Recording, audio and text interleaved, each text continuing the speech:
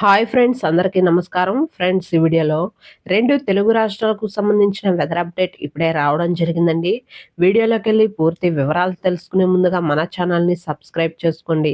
Video నచ్చితే like చేసి support చేయండి. అలాగే మీ యొక్క ఫ్రెండ్స్ అండ్ ఫ్యామిలీకి కూడా షేర్ చేయండి. ఇక ఏమాత్రం ఆలస్యం చేయకుండా టాపిక్ని స్టార్ట్ చేద్దాం. తెలంగాణలో ఈ నెల 14 వరకు ఓ మోస్తారు వర్షాలు కురుస్తాయని వాతావరణ శాఖ తెలిపింది.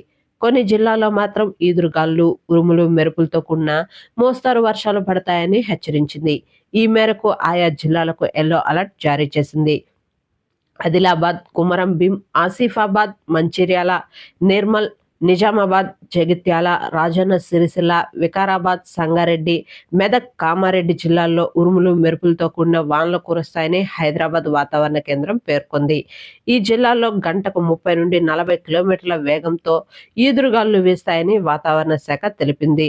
వర్షాల వల్ల రోడ్లు తడిగా మారి జారిపడే ప్రమాదం ఉందని, చెట్లు, విద్యుత్ స్తంభాలు పడిపోవచ్చని, కొన్ని గంటల పాటు విద్యుత్, తాగునీరు సరఫరాలకు ఆటంకం కలగవచ్చని మన యొక్క రాష్ట్ర ప్రభుత్వం తెలిపింది. మిగిలిన జిల్లాల్లోనూ తేలికపాటి నుండి ఓ మోస్తారు వర్షాలు కురుస్తాయని ఐఎండీ వాతావరణ శాఖ వెల్లడించింది.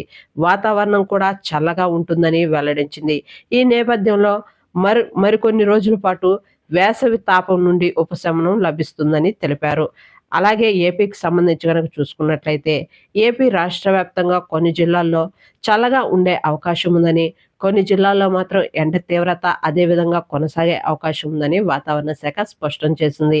అలాగే కొన్ని జిల్లాల్లో వడగాల్పులు అధికంగా వీచే అవకాశం ఉందని, చిన్నపిల్లలు, వృద్ధులు తగిన జాగ్రత్తలు తీసుకోవాలని, అవసరమైతే తప్ప బయటకు రాకూడదని వాతావరణ శాఖ సూచించింది. ఓకే ఫ్రెండ్స్, చూసారు కదా 2 తెలుగు రాష్ట్రాలకు సంబంధించిన వెదర్ అప్డేట్.